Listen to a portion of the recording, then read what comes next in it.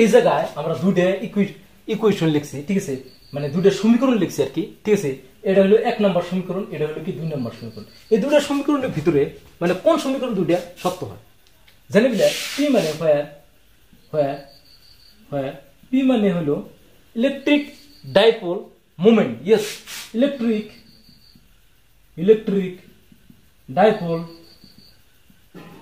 Moment. Q মানে charge,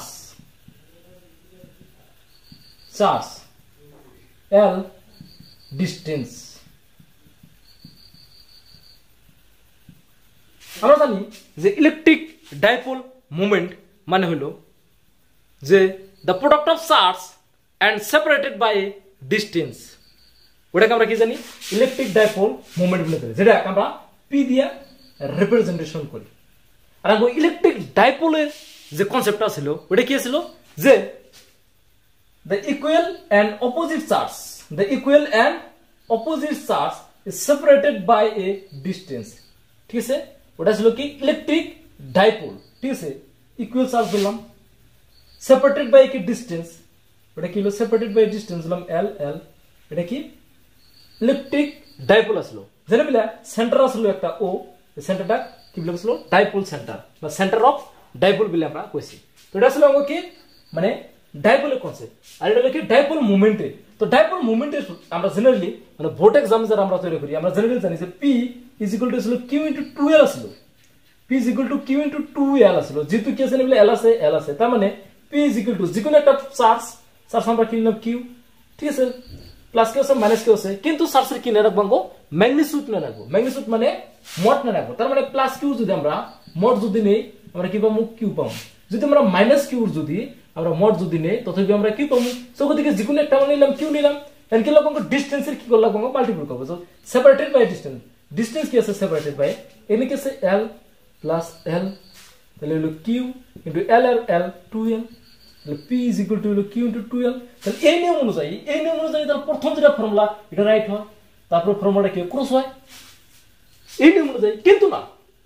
কিন্তু না এখানে যে আমরা দুইটা ফর্মুলা যে লিখছি দুইটা ফর্মুলাই সত্য, ঠিক আছে। সব হয়ে যেতে পারে কত জনে যে কিভাবে সত্য হলো, ঠিক আছে। আমি প্রুফ করতেছি, দেখো আমি প্রুফ করতেছি কিভাবে সত্য হয় দুইটা ফর্মুলা। তো মাইন্ডটি দেখো মাইন্ডটি, তো এই ফর্মুলাটা আমরা বুঝলাম প্রথম ফর্মুলা কিভাবে সত্য হইলো, এখন আমরা দ্বিতীয় ফর্মুলা কিভাবে সত্য হইলো ওইটা এখন বোঝা লাগে।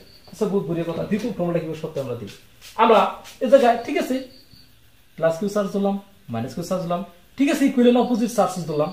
তো এই জায়গায় আমরা ডিস্টেন্স যেটা আছে সেন্টার থাকবো, বহুত বড় কথা, এটা সেন্টার অফ দা ডাইপোল বলে কয় একটা ডাইপোল মোমেন্টের। তো জানো সেন্টার আছে বহুত বড় কথা, এখানে আমরা ডিস্টেন্স আমরা l/2 দিলাম, আগে আমরা l ধরছিলাম যখন কিউ ইনটু 12 পাইছি, এখানে আমরা l/2 দিলাম, l/2 দিলে আমরা কি পাবো p ইজ ইকুয়াল টু যেকোনো একটা চার্জের ম্যাগনিটিউড, দ্যাট মিন্স কিউ নিলাম, আর কি লাগবো ডিস্টেন্স সেপারেটেড বাই ডিস্টেন্স কি আছে l/2 প্লাস কি আছে l/2, তাহলে কি হলো কিউ ইনটু l/2 একটা l/2 মানে 2l/2 2l/2 2 ক্যান্সেল, তার মানে kilo Q into l, so kilo p is equal to Q into l, তাহলে kilo p is equal to Q into l।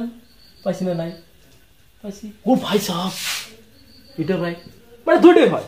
তার মানে কথাটা হলো কোন একটা ফিজিক্যাল কোয়ান্টিটির ক্ষেত্রে, কথাটা হলো এটাই যে কোন একটা ফিজিক্যাল কোয়ান্টিটির ক্ষেত্রে মানে এই যে কনস্ট্যান্ট টার্মগুলো আছে 2 3 4 এগুলো কোনো ম্যাটার করে না, ম্যাটার হলো যে পি যে আছে ডাইপোল মোমেন্ট যে আছে মানে নিট যেটা লেখাতে কিন্তু বহুত কাম দেব বস্তুটা, ঠিক আছে। যে ডাইপোল মোমেন্ট যে আছে এটা বলে চার্জের সাথে মানে কিউর সাথে ডিস্টেন্সের মাল্টিপ্লাই আছে না নাই, এটা হলো মেন কথা। হ্যাঁ যদি চার্জের সাথে ডিস্টেন্সের সাথে মাল্টিপ্লাই থাকে তাহলে ওটা ইলেকট্রিক ডাইপোল মোমেন্ট, এটা চার্জে 2 থাক 4 থাক 3 থাক ওটা কোনো সময় ভেরি করে না, ঠিক আছে। পুরো কনসেপ্ট ক্লিয়ার হয়েছে। তো বোট মানে স্টুডেন্টের কি মানে প্রবলেম হয় ভাই এই রিং সিস্টেম আছে এই কেমন সিস্টেম পসিবল কিছু নাই, l/3 ধরি বহুত আলাদা হয়ে যাবো গা। সো ওটাই যে P is equal to Q into 2 যে হওয়া লাগবো এটা না বেরিয়ে হইতে পারে, এই বস্তুটা আমাকে কি করে লাগবো জানা লাগবে, ঠিক আছে। তো ভিডিওটা কিরম লাগলো আর কি ফ্রেন্ডের মাঝে নিশ্চয়ভাবে শেয়ার করে দিতে পারো যদি কিছু একটা শিখতে পারছো আর কি।